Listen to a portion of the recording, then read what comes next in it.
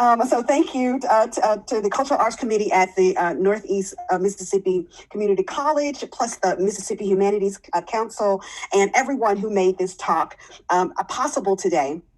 And so I am going to talk for about 40 minutes. And as you see, the title of my talk is slightly changed. I thought I'd get a little bit more, use more militant language to stress the fight for the vote versus, kind of the suffrage movement. So like I said, I'll talk for about 40 minutes. And then afterwards, we will have Q&A, question and answers. So I hope you have lots of questions. Ida Bell's smile. This, Jim Wells figured, would be the last image in his mind before the bullet blew his brains out.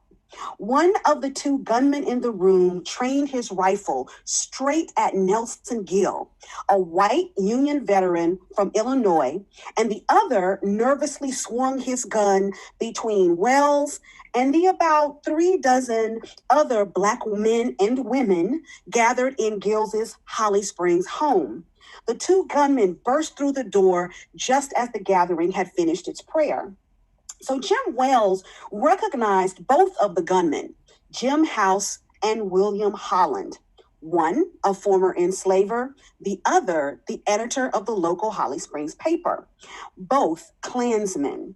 It was only 1867, and the KKK in Mississippi only occasionally hid their identities from freed people they terrorized through night raids, beatings, and threats to run them out of town. Now, House and Holland weren't dressed in the distinctive Black Klan robes. They wanted people there to know who they were.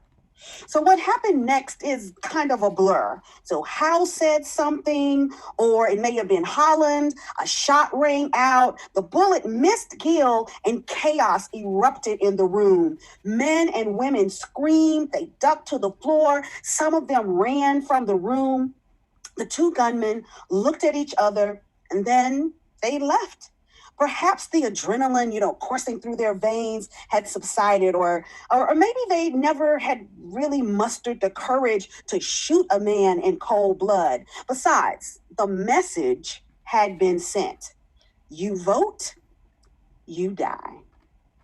Now, I took some creative liberties in retelling this story. Like, I do not know for sure exactly how many people were in Nelson Gill's home.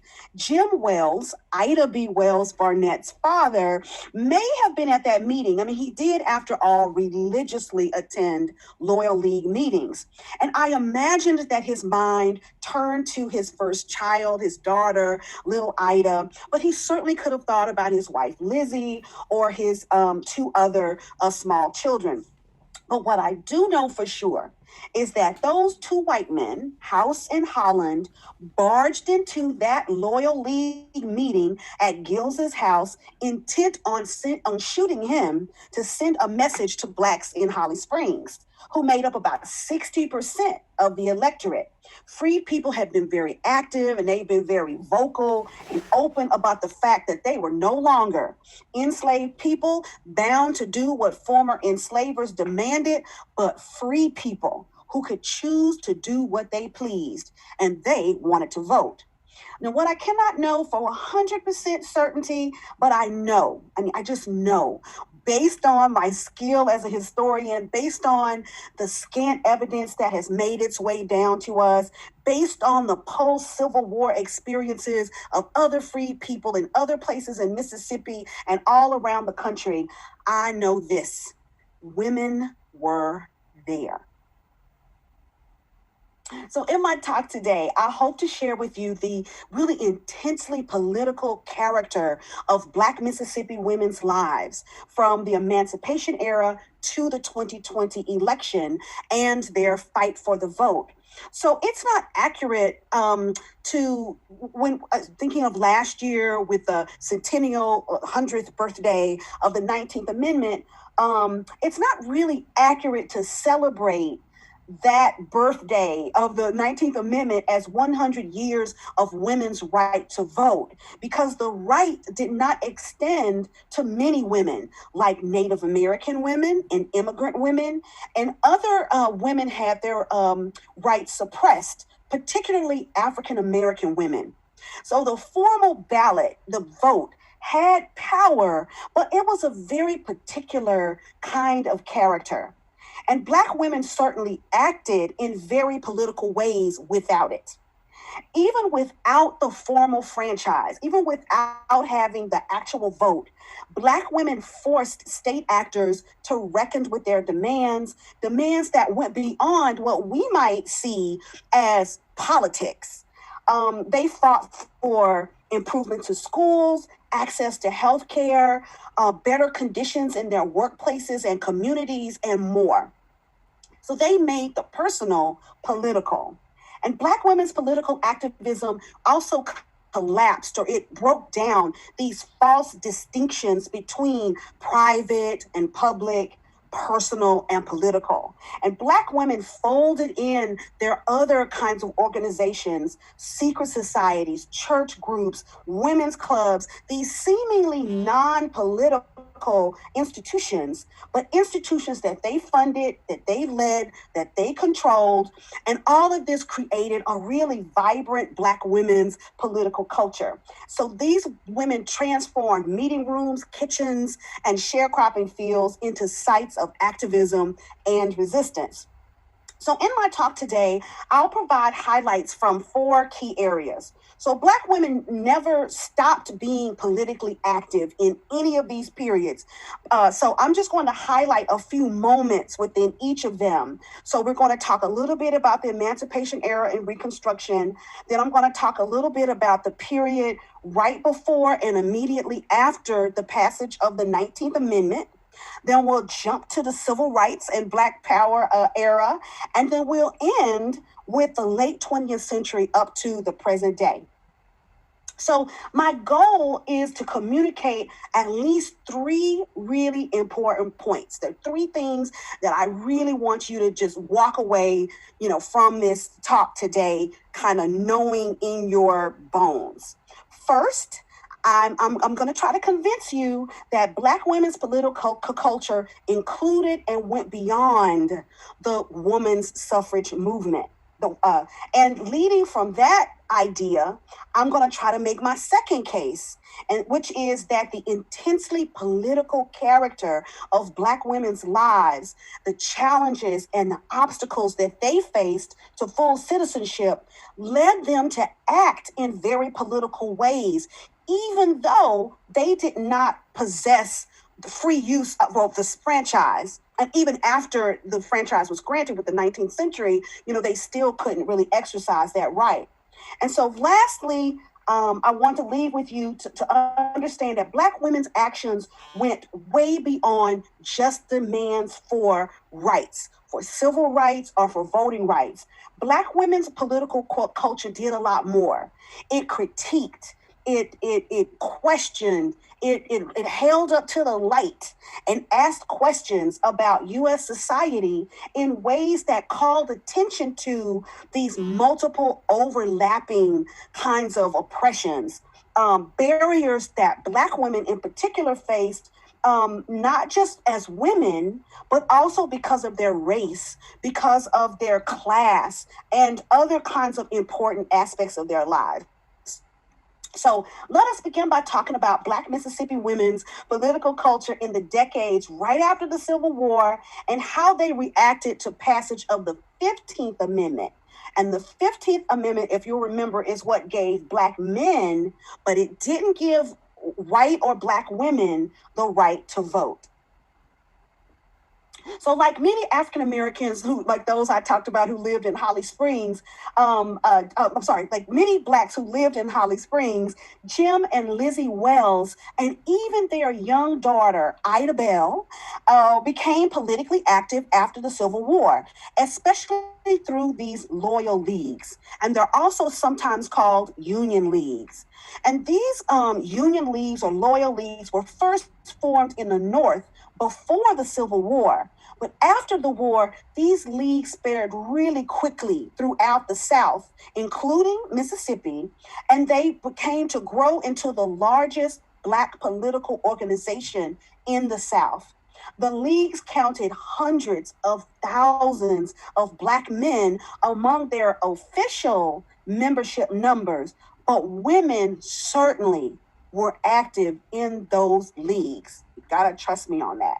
So Black women advocated women's suffrage even as they supported passage of the 15th Amendment and the right to vote for Black men. So women held loyal league and other kinds of political meetings, not only in their homes, but in the homes of their white employers. These Black women attended political rallies. We know that. Well, how? Because whites remarked negatively about the presence of Black women at these political meetings. And Black women participated in debates about candidates, about issues. They marched in parades. They campaigned. They raised money for candidates. They monitored polling places, and they counted ballots.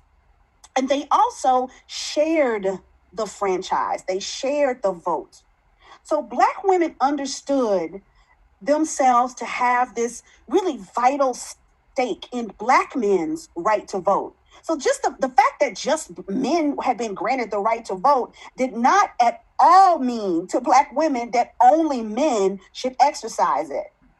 So a man's single vote expressed the collective will of the women and even the children in his life.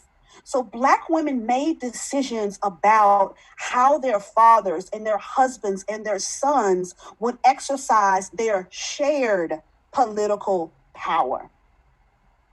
So violence really marked those years after the Civil War, especially during the period of redemption in the 1870s. So redemption, you kind of get the sense of what that, the root of that word redeem. So redemption refers to this period when Mississippians worked to redeem the state. That is, they wanted to reinstitute white supremacy. They wanted to purge the Republican Party of any kind of influence in the state. And they really wanted to turn back the clock on Black people's political, social, and their economic rights.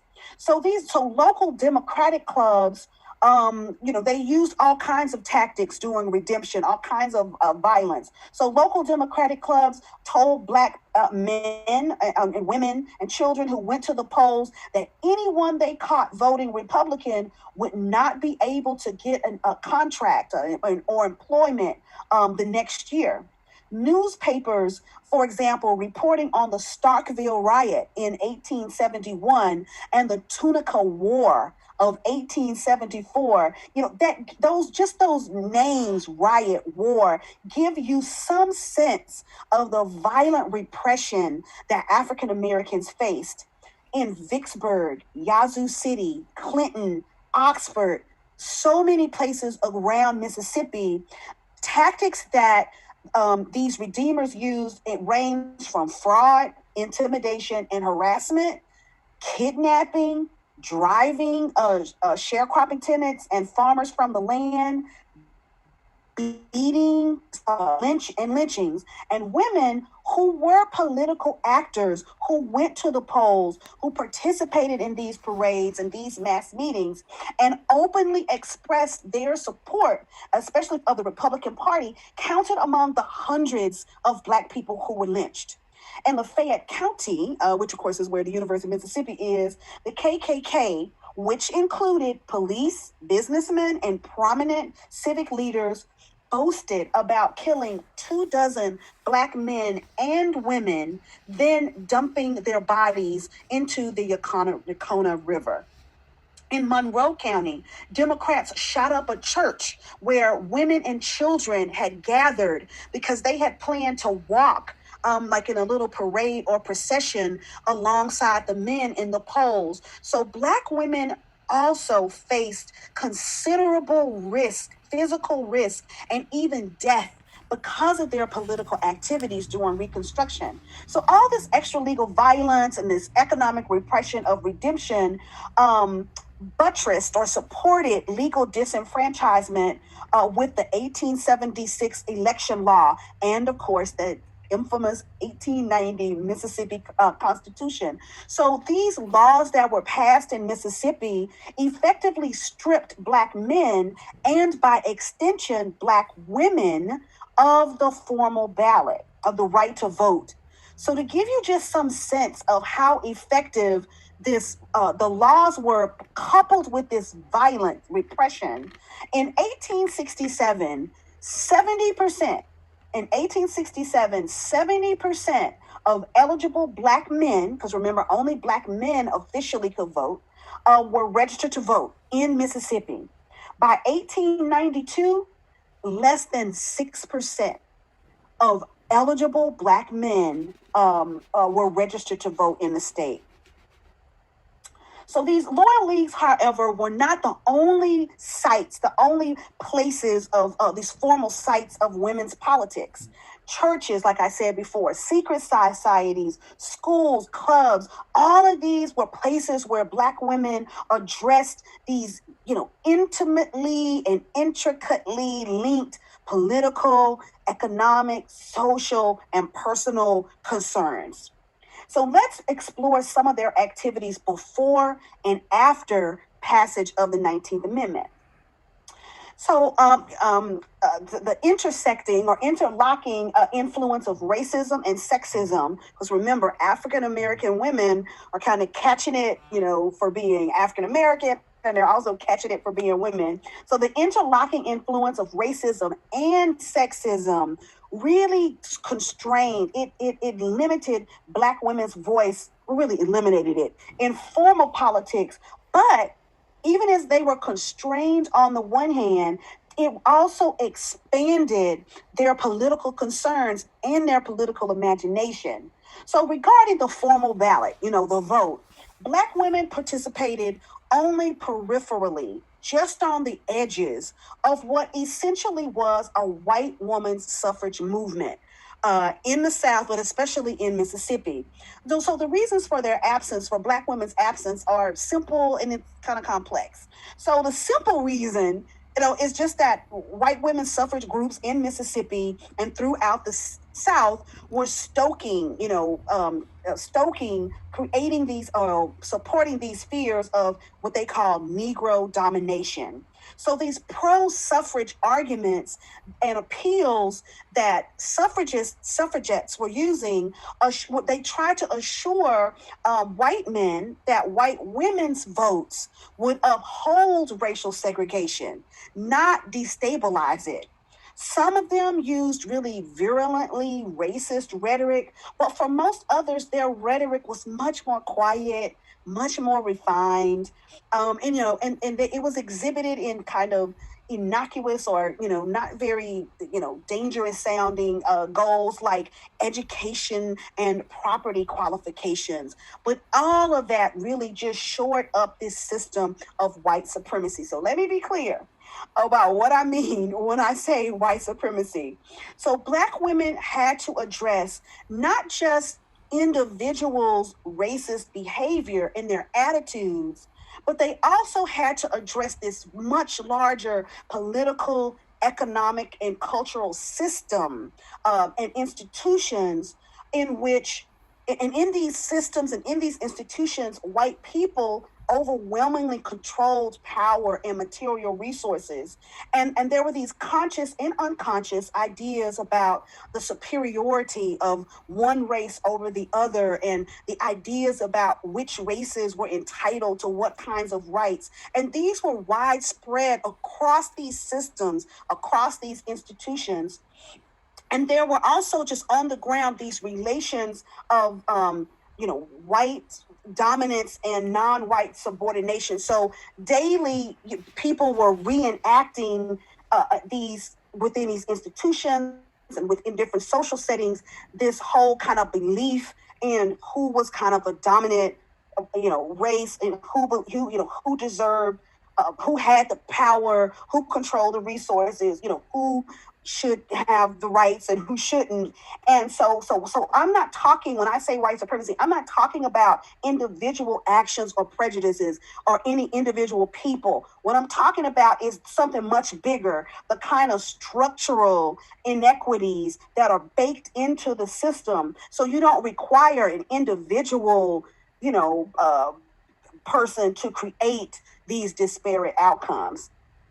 So one then couldn't talk about a Black suffragist in Mississippi because, well, one, they weren't really part of the suffrage movement, but really because suffrage was just a little part. It was just one part of Black women's political concerns.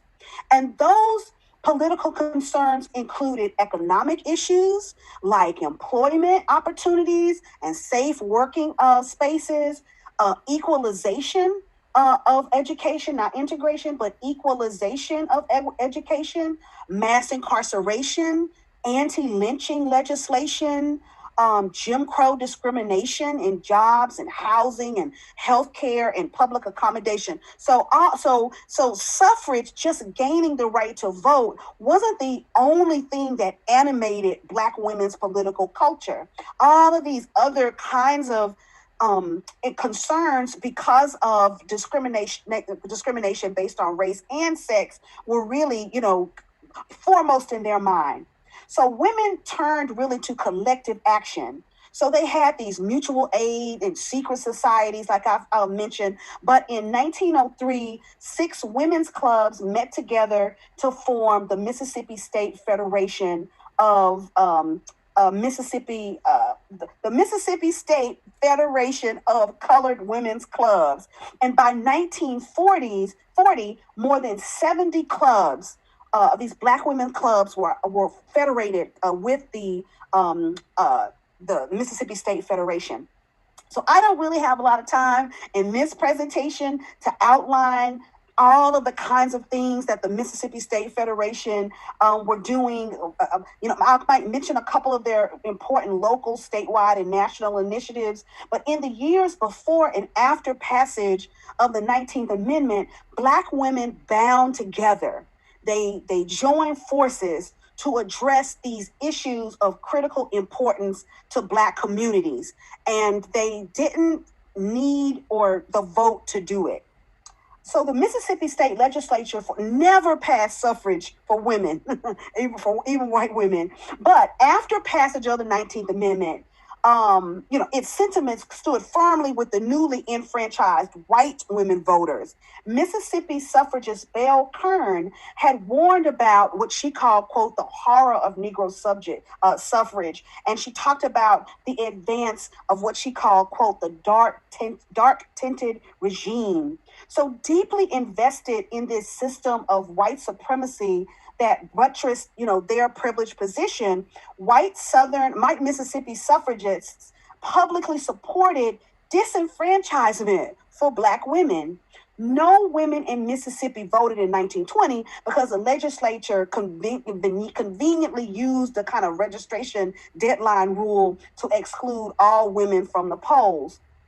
But Black women stayed busy. Black women recognized the importance of their newfound civic right.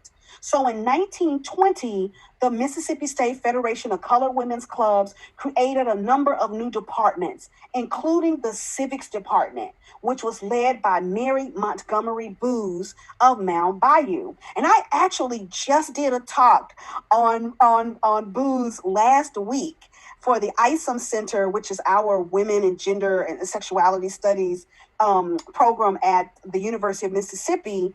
And it's called Delta Chimera, and it is available online on Facebook, on the ISOM Facebook page, if you want to learn a lot more about Boo. She's fascinating.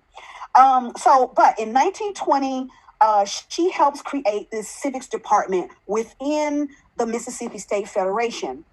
In 1921, the Mississippi State Federation tries to enroll women to vote at local courthouses and registrar's office, and they encouraged women to pay their poll taxes. They called for federal enforcement of the 19th Amendment, and they worked inside of the Republican Party in the hopes that their service would be rewarded with full citizenship rights. So those people who were able to register and able to do so did cast ballots, but that was really very few. Black women did form and support these colored Republican clubs.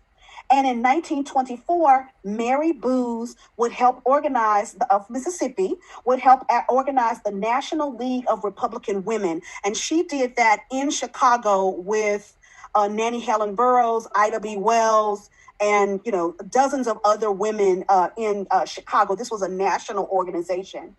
And Booz would also become the first Black woman, one of the first Black women to sit on the Republican National Committee.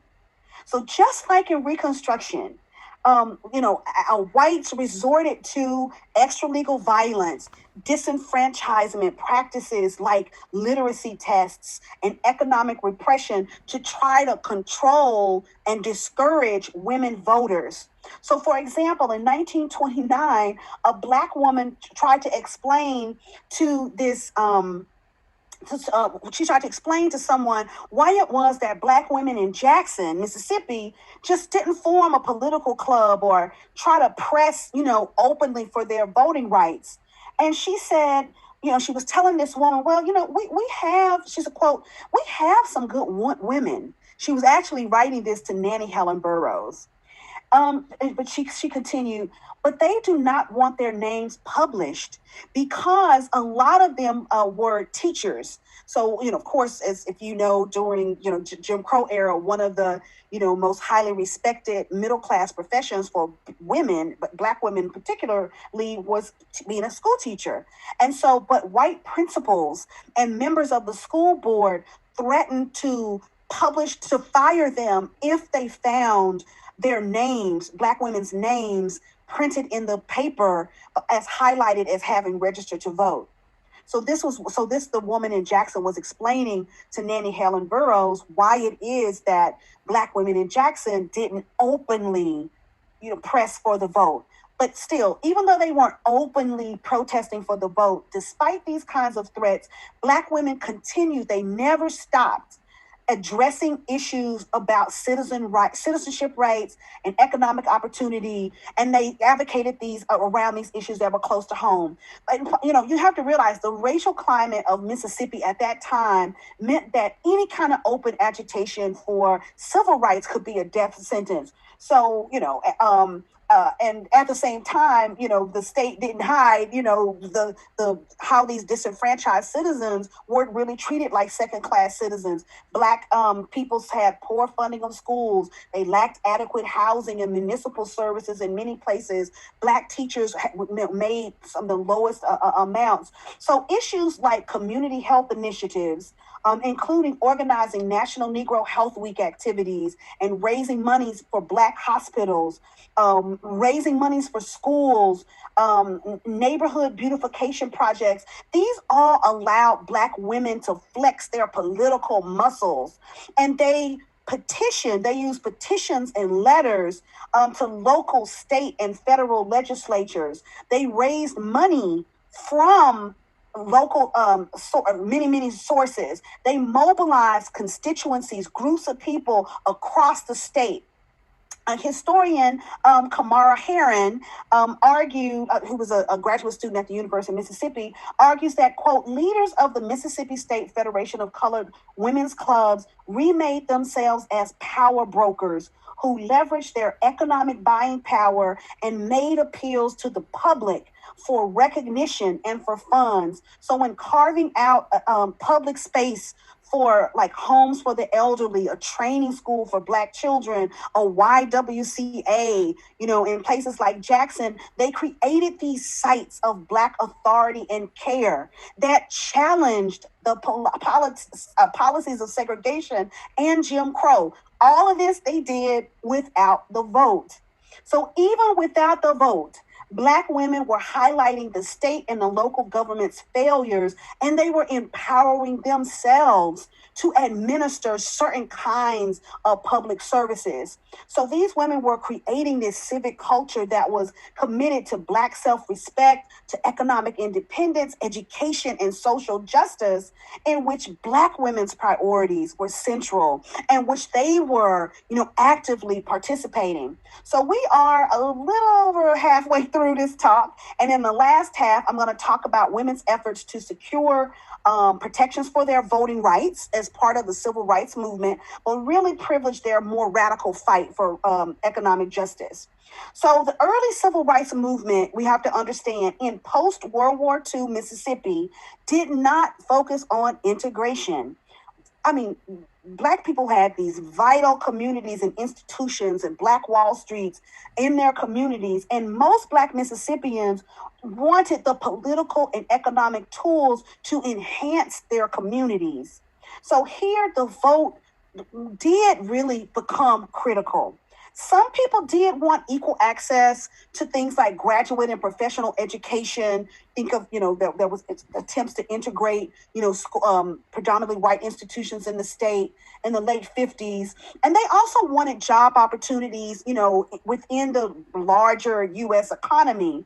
And another point I would like to make about the civil rights movement, the early civil rights movement in Mississippi, is that nonviolence was the exception, not the rule. Black Mississippians believed wholeheartedly in armed self-defense, and many of them rejected the NAACP and the SCLC stance against direct action. So economic justice, since that's what I study, that's what I'm going to focus on, took really center stage in the early Mississippi civil rights movement. So things like boycotts and selective buying and buy Black campaigns really comprised Black people's opening salvo, their opening, shot into this movement beginning in the 1940s. So Black men, so even though we have Black men who you've probably heard before, like Dr. T.R.M. Howard and of course Medgar Evers, these were the very visible public face. But these economic campaigns were really dependent on Black women, not only because Black women were the foot soldiers, but they were also the guiding spirit of these kinds of economic justice movements. Because why? Black women were the ones who typically controlled the family budget. And so their participation and their support of these kinds of campaigns were essential if they were going to be a success. Black women did most of the family shopping. And so they are the ones who were most vulnerable to that demeaning social etiquette that surrounded their shopping experiences. So, they couldn't try clothes on or hats on. They couldn't use the dressing rooms or the bathrooms. They had to wait to be served after whites. These were the kinds of indignities that Black women consumers were experiencing. So these kinds of movements were really important to them. So one early boycott campaign that received national recognition was the 1952 Don't Buy Gas Where You Can't Use the Restroom, organized by the Regional Council of Negro Leadership. And so the RCNL held mass meetings that attracted over 10,000 people, but it had almost no women in its executive leadership, nor did any women speak on the dais. The boycott, however, was particularly important to Black women who suffered the most humiliation and danger of sexual violence from having to squat in fields or in isolated, unsanitary outhouses to use the bathroom while they were traveling. Now, in the 1960s, other kinds of economic activism included boycotts of the Mississippi State Fair, selected buying campaigns during Easter and Christmas. So, for example, in places like Jackson, during Easter and Christmas, when most white-owned stores expected a lot of sales, especially from Blacks, women in Jackson organized these selected buying campaigns where they wouldn't buy on those, during those holidays. In order to really affect, these white store owners. In Coahoma County, I'm not from I'm from Mississippi, so sorry that I'm murdering some of these names. In Coahoma County, Black women led boycotts of local stores as well as national chains. So local stores and national chains like J.C. Penney's, Woolworth, and Walgreens. Boycotters demanded that store owners and employees use courtesy titles, that they call them Mrs. and Miss, and that Black customers receive service on a first come, first served basis. And Black women in Mississippi also compiled what they called the Black List. And these included the names and businesses of white citizen council members to boycott. And to really get a sense of, to really see the Mississippi Civil Rights Movement and this kind of, that really highlights or spotlights this kind of economic activism, a really good movie. You can find it online, I think in either Vimeo or YouTube. It was made in 2000. It's called Freedom Song. It stars Danny Glover, the older Danny Glover, not the younger Danny Glover. And it's a really good movie. Beyond economic activism, Black women were among the first to try to register to vote. So Victoria Jackson Gray Adams of Hattiesburg was among the first people to test these voter restrictions, and she led voter registration efforts in her town. So instrumental in getting the movement started in Hattiesburg. She worked with local organizations and with SNCC and with national organizations and other national civil rights organizations. Of course, you were probably aware she was one of the founding members of the Mississippi Freedom Democratic Party. She was a delegate to the Democratic National Committee in Atlanta in 1964, and she ran for Congress that same year. I don't have time to mention by name the hundreds of other Black women who fought for voting rights. In fact, I prefer to just talk about these unsung women acting collectively. So these Black women were actively participating in poll tax movements and in the campaigns for Black men who were seeking office. So for example, the sophisticated Laverette's Civic and Social Club in Jackson raised money for the Reverend Robert Smith's congressional campaign. And Black women also ensured that civil rights organizations attended not just to voting rights, but to things that seem to be unrelated to voting or to voter registration, issues that were high priorities for women, especially working women and mothers. For example, Black women connected to COFO, the Council of Federated Organizations in Jackson, began an initiative to provide childcare services during the day for the children of Black women agricultural laborers, and discussions about white teachers who were beating Black children in schools and of white men sexually assaulting Black women placed front and center in editorials about, right alongside editorials about the White Citizens Councils and criticism of Black newspapers that didn't support the movement. And all of these were part of the women's voice sections of these incredible local newsletters, like the one in Jackson called the Eagle Eye. So the point is that there are all kinds of concerns that were animating Black women's fight for the vote, their fight for suffrage. They included these strictly political kinds of issues and activities, but Black women were also interested in these important economic issues that address the inequities that were inherent in U.S. capitalism, as well as issues of special concern for women who were workers and professionals, but they were also wives, mothers, and caregivers. So I want to revisit my comment real quick about nonviolence in the movement. So women were not only on the front lines, but they also suffered racial sexual violence, which I've talked about, for their commitment to the fight for the vote and for civil and economic equity. And so I want to really reiterate, nonviolence was the exception, not the rule. Activists were debating and at times rejected activists debated and at times rejected the usefulness of nonviolence, especially because they faced such prolific violence from whites in Mississippi, including lynchings, bombings, beatings, gang rape, and other kinds of sexual abuse, and even mass starvation. And here, for example, I'm thinking about the 1962 food blockade in Leflore County. So Blacks actively engaged in and advocated for armed self-defense.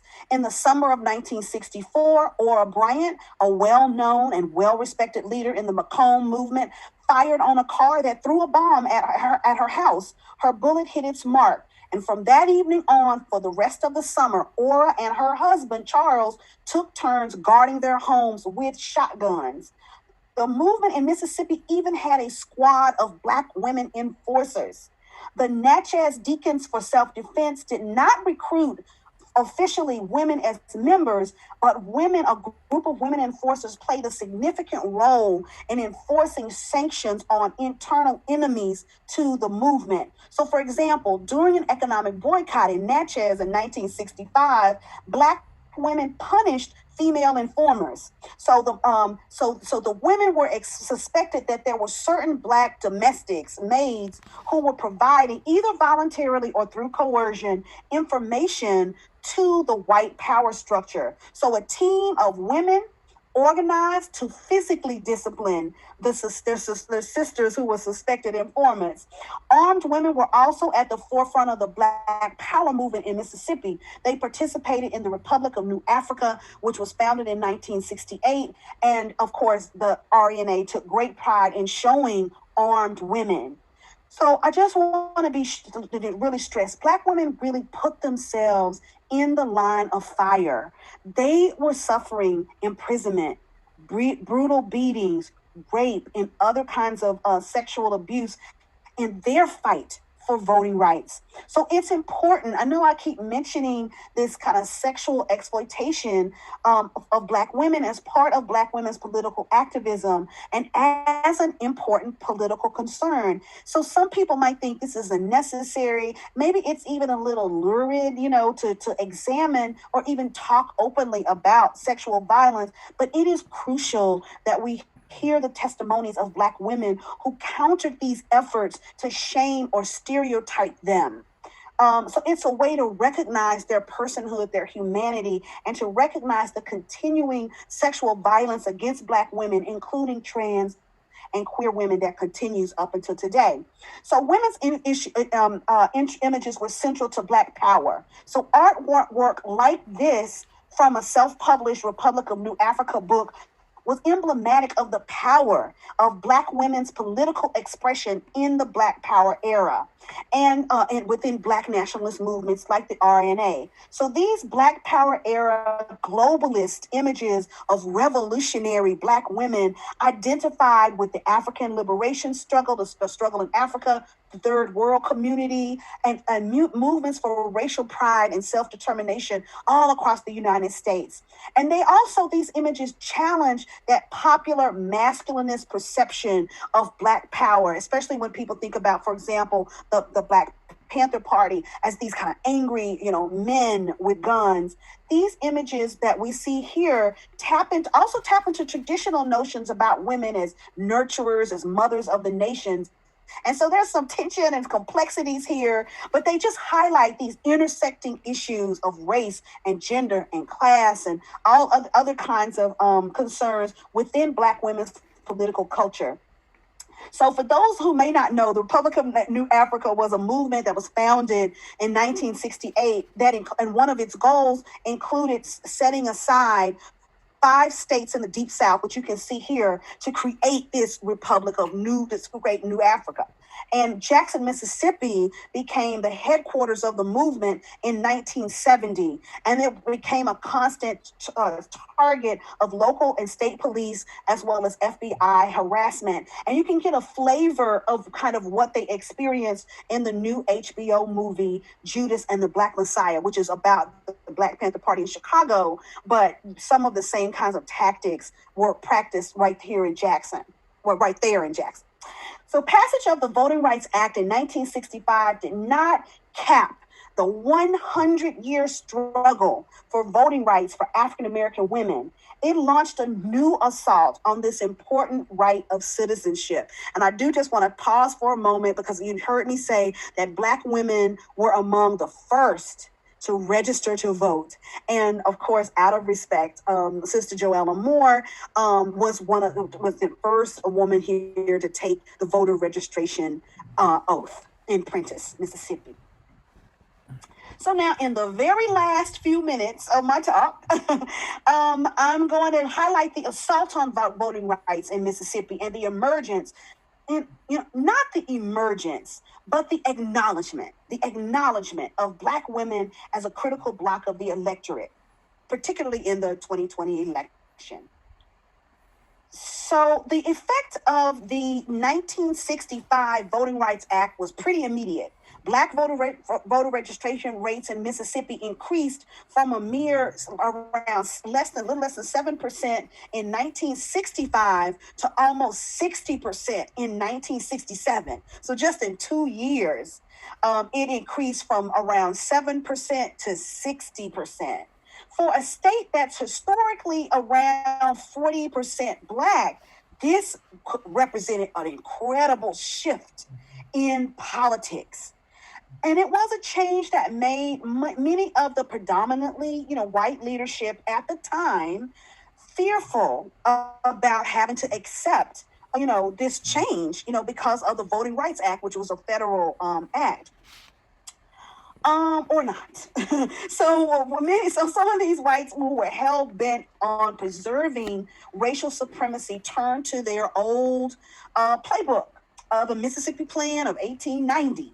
And the Jim Crow era election laws about at-large voting has ensured that a Black person has not been elected to a statewide office in Mississippi for over 130 years. Now, that law was recently voted down, I think in the last midterm election, but the long-term structural effects of that law continue to add, as well as the addition of these new measures that were passed in the that came online in the past 50 years, have made Mississippi one of the hardest states to vote in, not just for African Americans, but for all Mississippians. So Mississippi has broad restrictions on absentee voting, no early voting or online registration.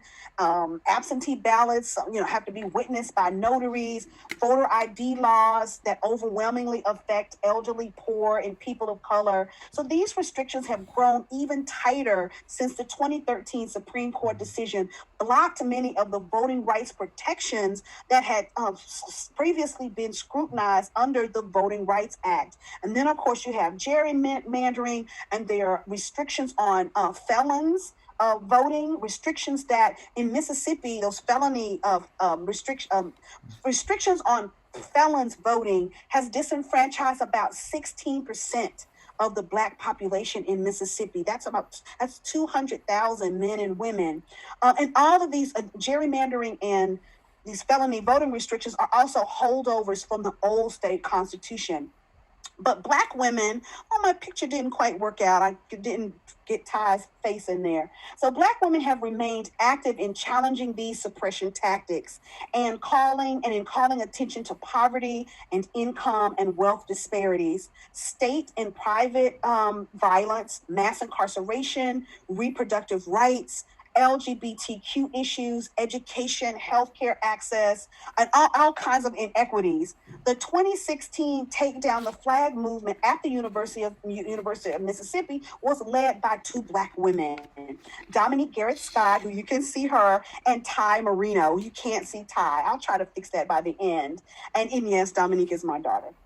So this latest, not new, this is the latest wave, not a new wave, of student activism on public school and college campuses is really being pushed forward by Black women, and they are calling young Black women, and they are calling attention to issues as diverse as creating sanctuary campuses, to assistance for undocumented students, to inclusive and diverse curriculum reform, to unionization of student workers. And I really wanted to make that point because many young people sometimes say, what, the vote is, doesn't really matter. It's not really that important. Well, I'm showing you that it's only a little piece of the kind of political activism that other young people are doing across, especially Black women are doing across the state. So this isn't even about the vote, but this is about other kinds of political activism that they are doing.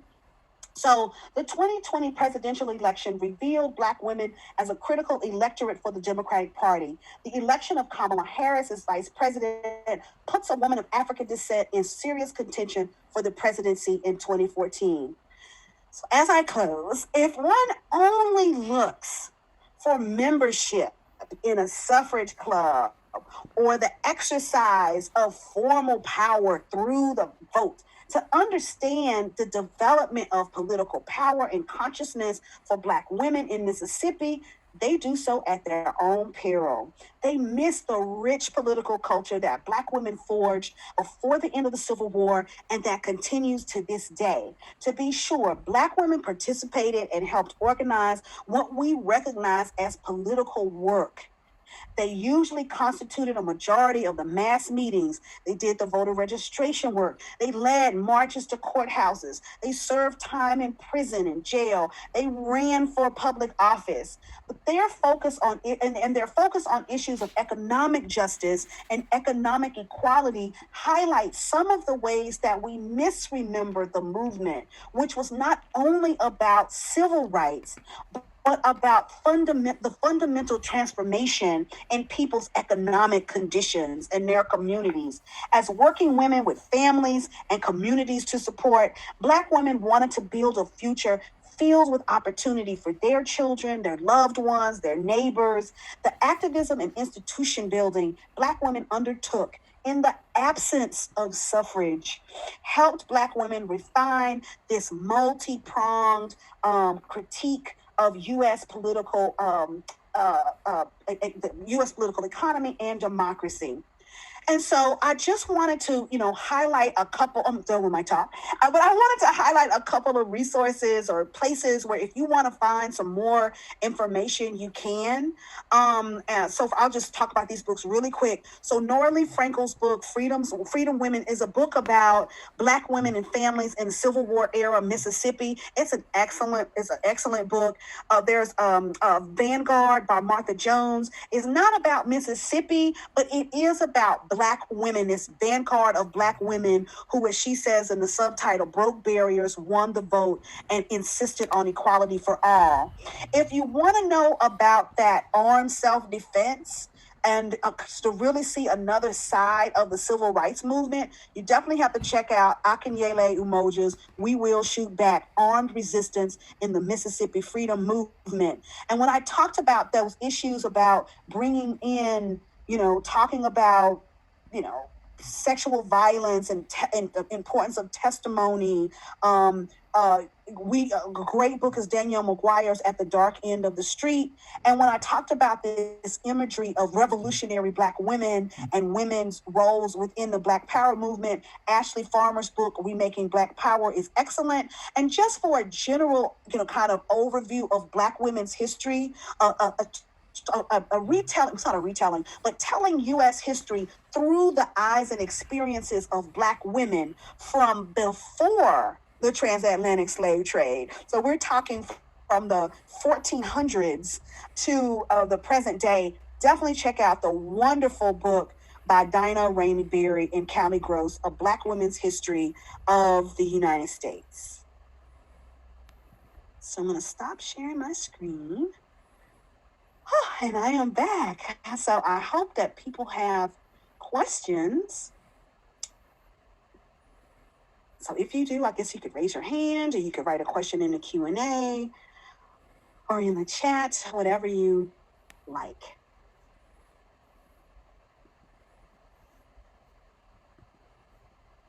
Oh, somebody's raising their hand. Let's see. Christina Harris. I'm gonna press so that you can talk and you can ask me the question. Can you hear me? Yes, I can. Okay. I remember you speaking on how our role student Christina Harris. Yes, ma'am, it is. When you spoke on how, although we couldn't vote, we did other things, the women did other things to show their support or show their position in the movement. Mm-hmm. I took a class with Dr. Patrick Alexander, mm-hmm. and we examined the movie Selma. And so originally when I watched that movie, we spoke on how basically how the civil rights movement was started. But he made us look at it a little differently and helped us to understand that the movie not only highlighted those facts, but it also highlighted like the women's role in the actual civil rights movement, which is something people probably wouldn't even catch just watching it unless someone actually pointed that out to them. But they, I think that was Oprah that played the role when she went to register to vote. And then they talked, like Coretta talked a whole lot in the movie, which was kind of unusual in a lot of the civil rights, in a lot of the movies that were created around the civil rights movement. You don't hear a lot of the women talking, but that movie, they allow women to like take their place in the movement. So I thought that was a good point. Yeah, and definitely part of that is because that movie was produced by Oprah. And so she definitely wanted to make sure that we get a fuller picture of the civil rights movement. So you're absolutely right. So Black women are really hiding in plain sight, you know, when it comes to the civil rights movement. And part of the reason that they're hiding in plain sight is because, you know, newspaper people and television media folks, when they would come to marches and these big kind of public events, they are really quick to stick the microphones in the faces of men and to take pictures of men. And I can tell you that my daughter, Dominique, talking about even the Take Down the Flag campaign, talked about how as the movement really took off and they started to get people from media from around the world coming to the campus, she said they would, you know, these reporters would come into a room and they would just automatically be drawn to, you know, Buka or Cocoon, the men who they assumed were, you know, heading the movement. And just completely ignoring the Black women who organized, who, you know, made it possible for them to be, for the media to be there, et cetera. So we still, even today, have a little bit of that tendency to focus or gravitate toward, you know, men as the powerful figures in in some movements. But yeah, Black women are definitely hiding in plain sight when you look at the civil rights movement, the Black Power movement, and of course, even kind of some contemporary movements. But at the same time, I'll just quickly say that, you know, Black women are also, you know, really also kind of at the forefront of these movements where, you know, they don't need anybody to speak for them, because anywhere you go, anywhere you turn, you're going to see Black women, you know, fighting for different kinds of issues.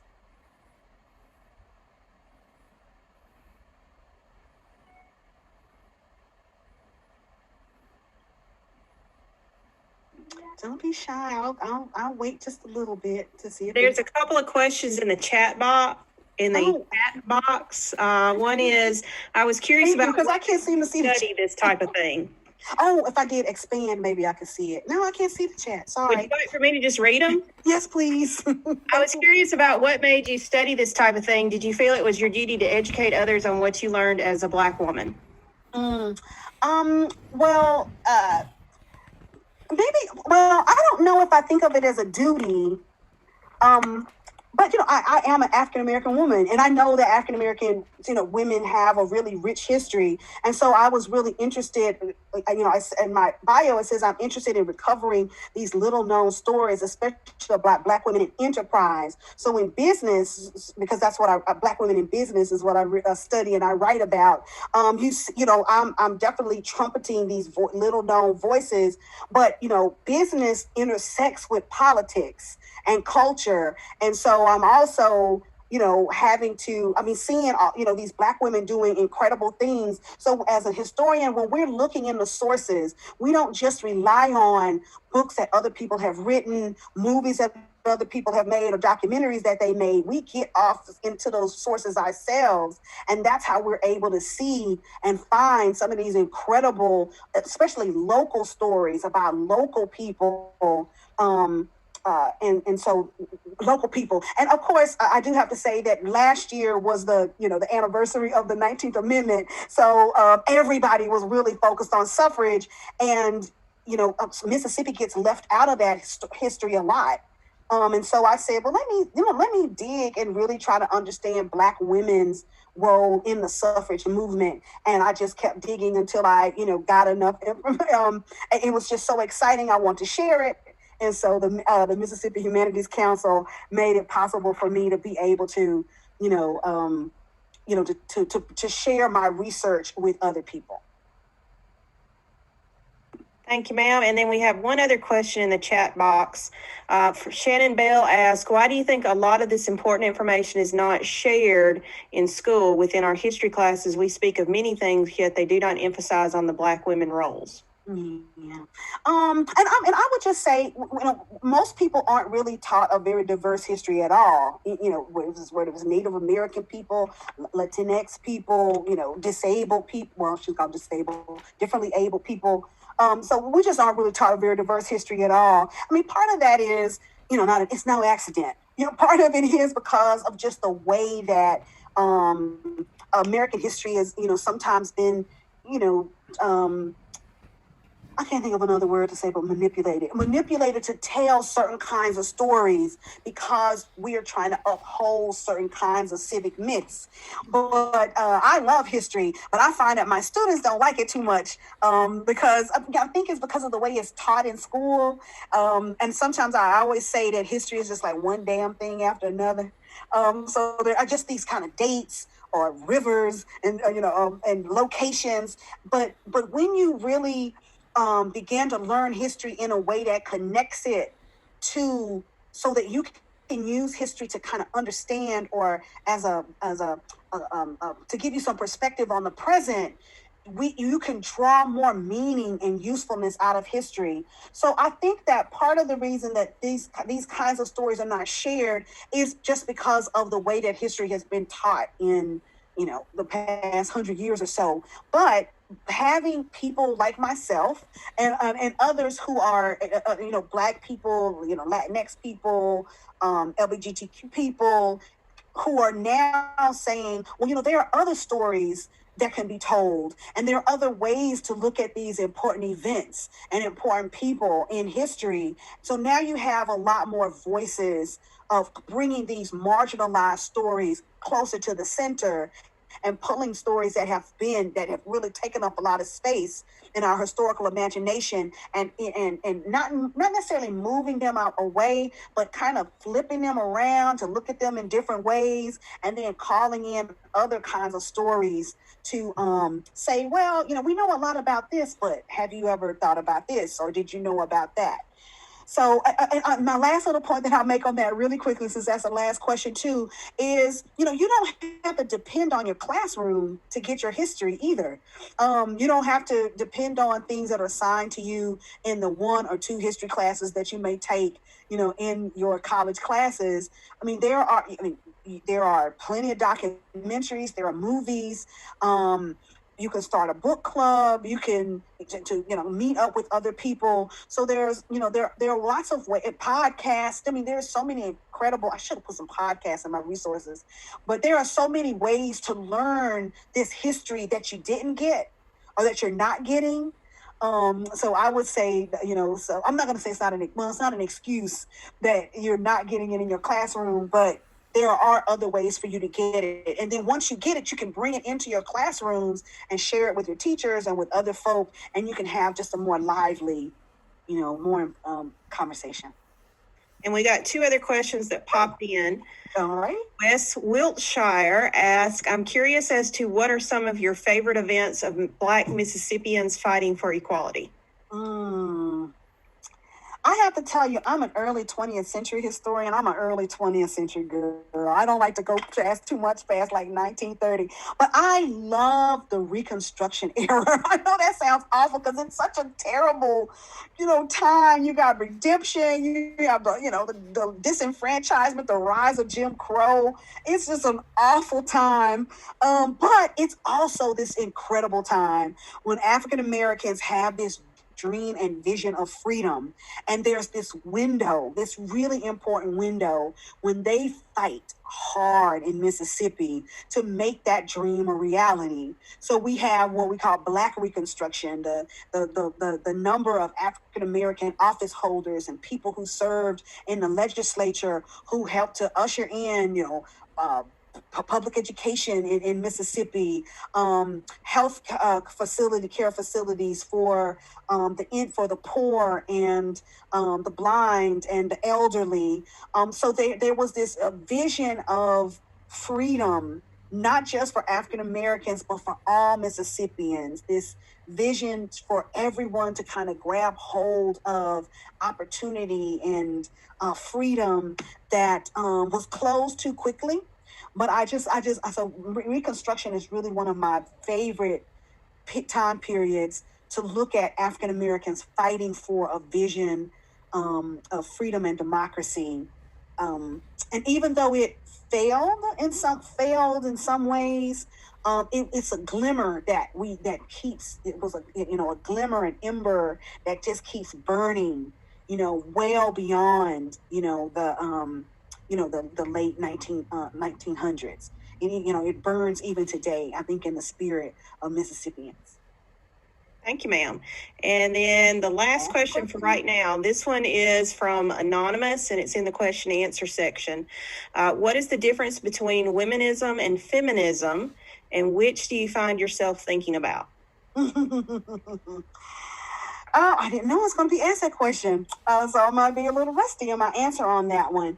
Well, I will lean on the incomparable Alice Walker, who says that womanism is to feminism as purple is to lavender. So she would argue that feminism, which is a movement that really asserts the humanity of all people. I know some people will think that it's about women's rights, but it's about respecting women as equals and all people as equals.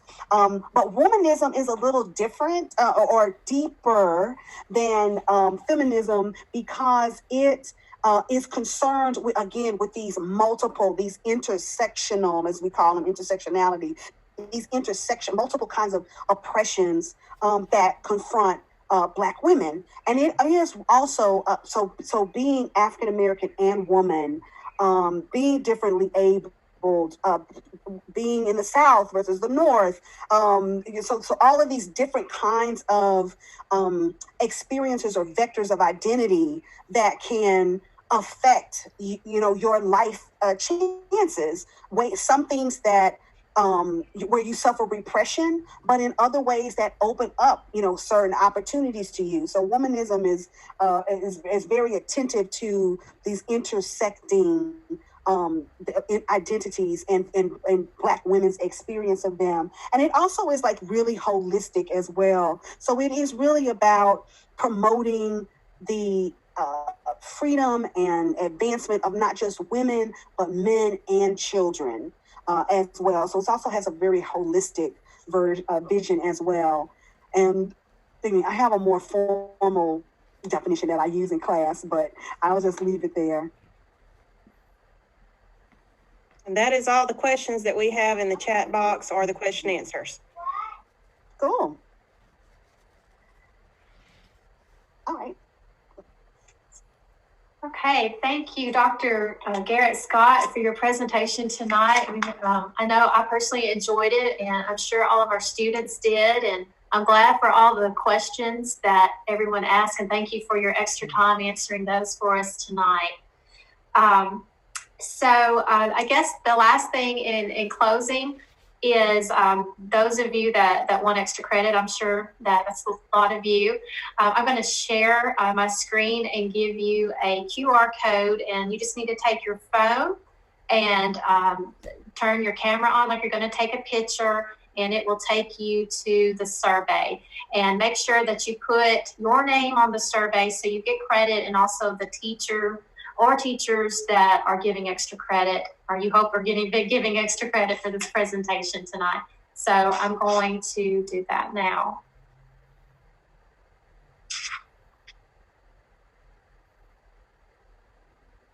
Mhm.